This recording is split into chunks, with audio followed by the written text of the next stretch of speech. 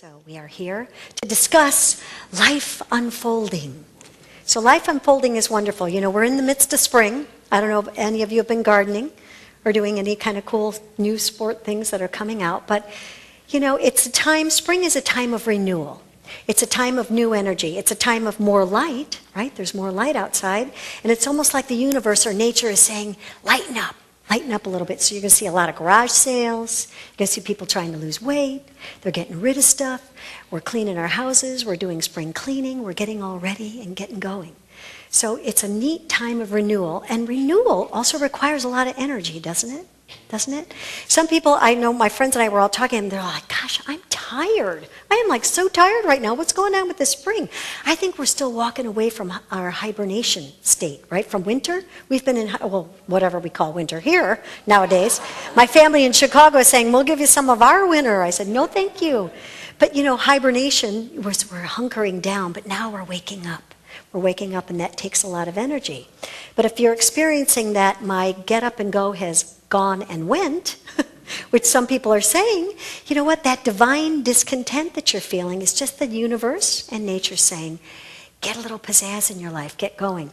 You know, painters have a technique. What they do is you take a painting, and if you're not liking where it's going, you turn it upside down, and you paint from upside down. And the reason for doing that is to see the areas where there's imbalance in the composition. And if you want to balance it out and kind of get a better flow, you just flip it upside down to get a different perspective. Now, many of us, our lives may sometimes flip upside down. And that could be a good thing because you get a new perspective. But some of us stay upside down, don't we? We stay upside down, and you know who you are. No one in this room, though. And you know when you've been doing it too long because you feel like you've been upside down. So if you're feeling kind of cattywampus right now, it's just the universe reminding you, guess what? Guess what?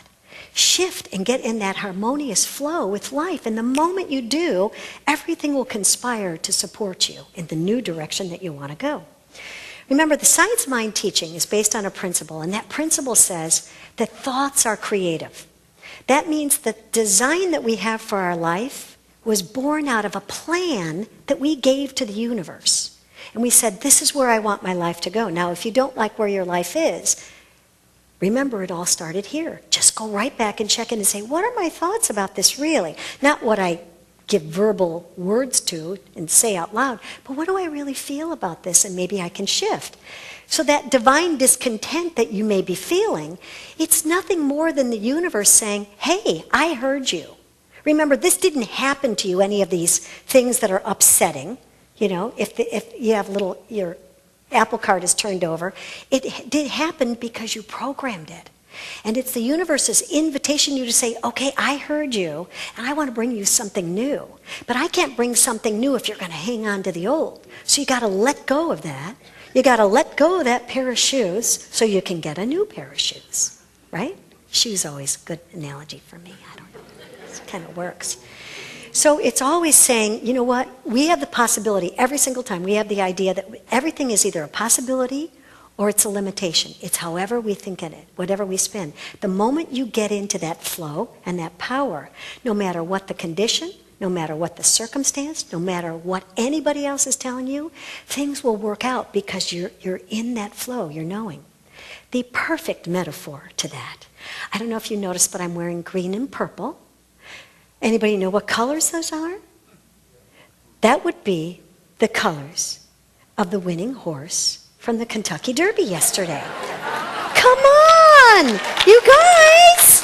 Jeepers creepers! Did anybody watch the Kentucky Derby yesterday? You guys, this is the biggest true story fairy tale you've ever heard in your life. I'm serious. In fact, my brother and sister and everybody, they were having their Kentucky Derby party. And I was calling them every 10 seconds. My brother's like, do not call me during the race. I said, I will not. So after the race happened, halfway through the race, I'm bawling, going, yes, I knew it. I was so excited. My brother, I go, you know what? I'm going to work this into my talk tomorrow. My brother goes, what kind of a church do you go to where you're going to talk about horse racing? So I said, trust me, it's really good. It's really good. So let's think about this horse for a second. This horse is a perfect analogy of our story. I'm telling you. Unbelievable. So first, it starts with the mama. So the mama gets bought by these guys, big bucks, and they think, oh, she's going to She's going to take us home. She's going to make big money for us. Well, she doesn't win any race. So she keeps losing. So they decide, okay, we're going to sell her for $8,000. And if we don't sell her for $8,000 today, we're going to sell her for $1,000 by the end of the day or just give her away.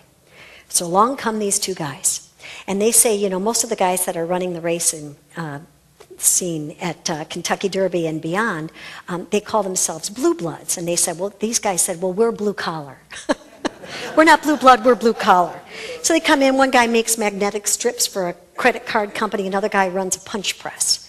So they come in, and they'd done their homework on this horse. And the filly she was small and all this kind of stuff. She had all these odds against her. So they said, we're buying the horse. So the guy says to them, well, I got to tell you, whoever buys this horse is a dumb. Okay?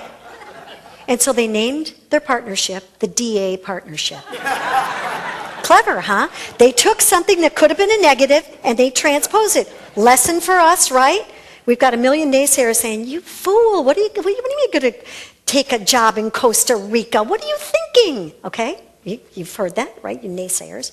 So they go on, and so this mare has a foal. The foal is like unusual. First of all, it has 4 white feet. In racing, that's considered bad luck. Okay. Then it started running the moment it was born. So they're like, okay, this horse is, having spaz attacks or something. Something's going wrong with this horse. So they're watching it. He said, no, I got a gut feeling about this horse. This horse knows something. This horse is smarter than me. So he says, okay, they do. So they load up, so they make a plan. And they write out the plan and they say, this is our plan to get to the Kentucky Derby and to get to the Triple Crown. So they're working with this trainer, and the trainer's name is John Sherman, and he said, I think you need to talk to my dad. The dad's name is Art Sherman. He's 77 years old, oldest trainer to have ever won. And he turns around and they hand him this sheet of paper with a plan drawn out. And they said, we have this plan of going to the Kentucky Derby. And he's like, right, okay. All right, what's the plan? So he was listening. He said, I don't know if I was foolish or they was foolish, but I thought, at this point in my life, why not? Let's just go for it. So they work this plan, and everything works out perfectly. They get the rider. The rider used to ride donkeys in Mexico. Think about the DA partners, and they've got a donkey on their back, okay? They put the donkey as their logo, so they're like, holy cats. Plus, it was the guy, one of the owners, it was his birthday yesterday. So you're thinking, oh my goodness. So now here come the naysayers. So everybody's lining up and they're getting all ready for the race and blah, blah, blah, blah. So they get there, and they get there 5 days ahead of the race. And they're like, all the naysayers are like, oh, they should have been here 2 weeks ahead of the race. So he got used to he's never going to make it. He can't get used to the climate. And then one of the days the horse overslept. Everybody went in and no horse in the barn, so they thought he was out in the thing. And they're like, where's the horse? And they're like, oh, he's asleep. Well, he's a teenager, for heaven's sakes. They sleep in. You know how it is. So they go in, they're having to wake the horse up going, come on, dude, we got to work out here. So they wake the horse up. And so the horse goes out, and they said, oh, you know what? The horse is much too social. He's too friendly. They're washing him. And everybody's like, oh, let's see the horse. Let's see California Chrome. And they're washing the horse. And the horse turns, and he lifts his lips up and shows his teeth down. That's a smart horse. That's like, here, I tell you. So at any rate, these guys had a plan, though. They had a plan. They had a vision. It wasn't just willy-nilly like, oh, gee, we want to win a race. Right? They had a plan. Isn't it like us? If you want to create something in your experience, you don't just dream it. Otherwise, you're just a silly dreamer. You want to dream it and put something to substantiate it, right? So they did the workout. They got the right trainer. They got the right rider. And holy cow, they won. They won exactly as they envisioned running the race. They won. And I'm telling you, everybody was so, I couldn't even barely write my talk, for heaven's sakes. I'm like, quick, write your talk. So because it was so exciting. But what it reminds us of, what does that horse remind? He didn't know he had 4 white feet, and that's supposed to be bad luck. He didn't know that he was born of a mare that was small and considered a plug. He didn't know any of that stuff. You know what he knew? He knew that he was a runner. He knew that he was greater than his history. He knew it. That's what this story tells us. We're greater than our history. We're greater than the story we've been telling everybody. But a lot of people out there will tell us that we are our story. Oh, it's in your genealogy. Diabetes runs in your family. Oh, club feet run in your family. Oh, we never made more than this amount of money in our experience. What are you doing making more money, right? There's people that are out there that will say, we're saying, you know what? You're greater than your history. You're greater than your history. Lincoln defines success as being able to go from failure to failure without losing your enthusiasm. Isn't that great? They didn't lose their enthusiasm. And enthusiasm has a way, right? It's synergistic. It's catching. When you're around somebody that feels passionate or enthusiastic, all of a sudden you're like, oh yeah, I don't know what I love, but I'm really happy right now, right? Because your energy is raised. They're not sitting there telling you what you can't do. They're telling you what you can do. And isn't that much better? Isn't that a better place to come from? Try something with me for a second. Take a breath for a second. Just take a breath. Now pay attention to your breath. Pay attention to your thought and your body. Pay attention to what you're feeling. Now think about this. Who is the person that is aware of your body but is more than your body? Who is that person that's aware of your thought and your thinking but is much more than your thought?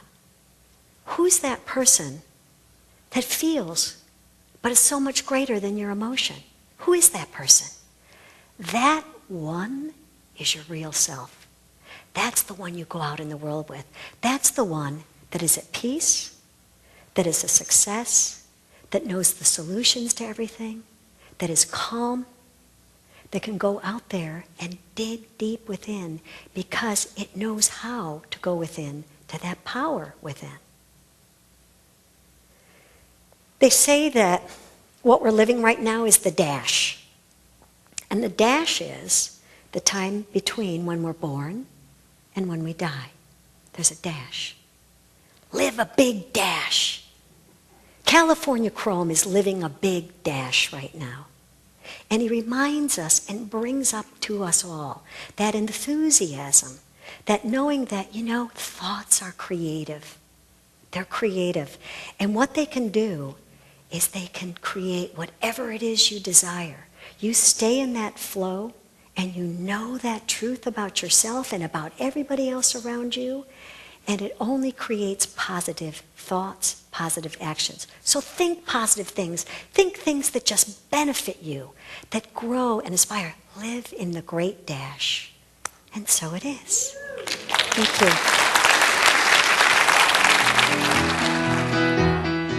Our services are at 9 a.m. and 11 a.m., and childcare is available.